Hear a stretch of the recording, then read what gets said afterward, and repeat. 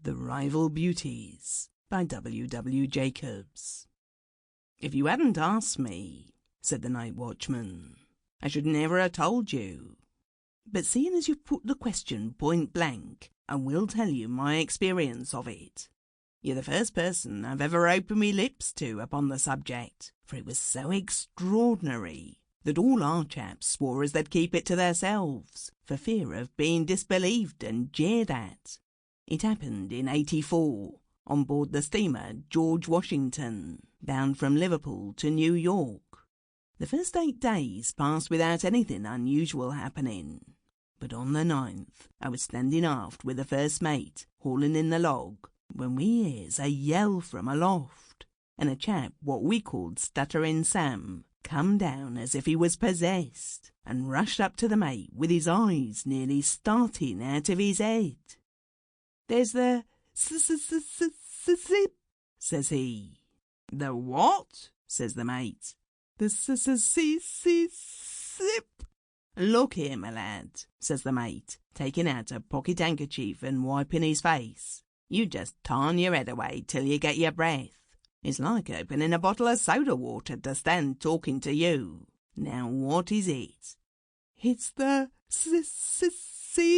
sea-serpent," says Sam with a bust. "Rather a long 'un by your account of it," says the mate with a grin. "What's the matter?" says the skipper, who just came up.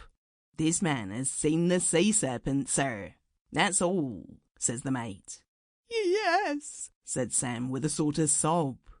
"Well, there ain't much doing now," says the skipper, "so you better get a slice of bread and feed it."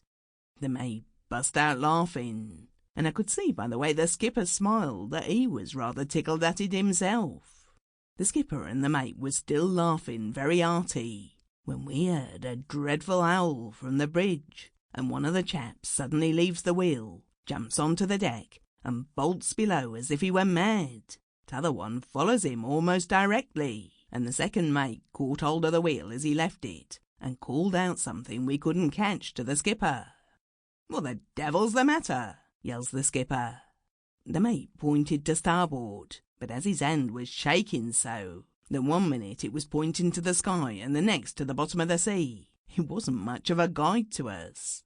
Even when he got it steady, we couldn't see anything, till all of a sudden, about 2 miles off, something like a telegraph pole stuck up out of the water for a few seconds, and then ducked down again and made straight for the ship.